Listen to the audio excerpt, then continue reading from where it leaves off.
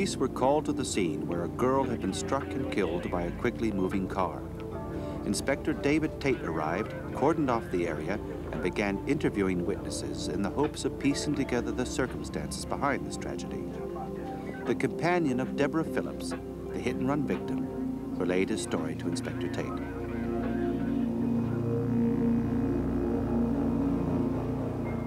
It was just after 3 a.m. He and Deborah had just left a nightclub and were walking towards her parents' house, located just 1 mile away. As she began to cross the street, a car appeared out of nowhere, struck her, and sped off into the night. Deborah was pronounced dead on the scene.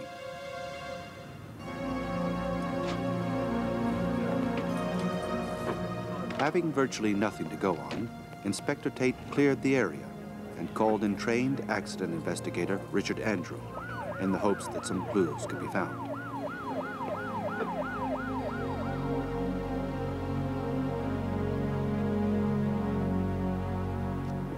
After a careful examination of the accident scene, investigator Andrew was able to recover small fragments of broken glass.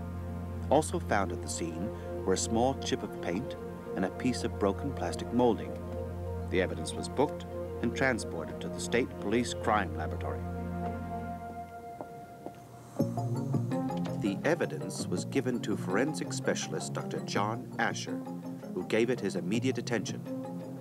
After painstaking hours, he and his team were able to piece together the small bits of broken glass. The glass fit together to form part of a seemingly insignificant headlamp. The coded markings from the manufacturer were found, ran through the computer, and police had their first lead. The car they were looking for was a 1979 Plymouth Volare. Analysis of the paint chip narrowed their search even further. The car they were seeking was painted light gray. With cross-referencing, police narrowed their search even further. They were left with a list of those types of cars that were registered in the area where the accident took place. Armed with the names and addresses, police began their search, checking on the various car owners. One such call was made on suspect Kenneth Call. After a brief questioning, he admitted to his car being in the shop for repairs. The car was impounded and taken to the police laboratory for further examination. Dr. Asher, who made the initial finding of the headlamp, noted some interesting points upon further examination of the vehicle. The glass fragments found at the scene of the accident matched perfectly. The small piece of molding found matched the broken pieces in the car's trunk. Fingerprints were taken from the car and a careful comparison was made. The prints proved to be a positive match with those of the suspect, Kenneth Call. And lastly, the paint chip found at the scene of the crime was also a perfect match.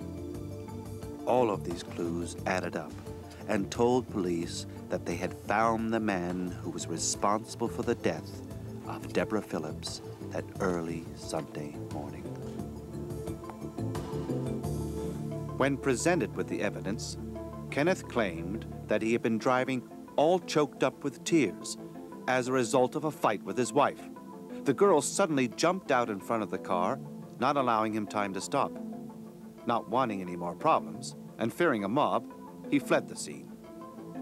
What was the fate of Kenneth Call? He was charged with failing to stop after an accident and failing to report an accident. He was fined $225, his license was suspended for 12 months, and he was released. With all of the forensic evidence pointing to manslaughter, was justice served?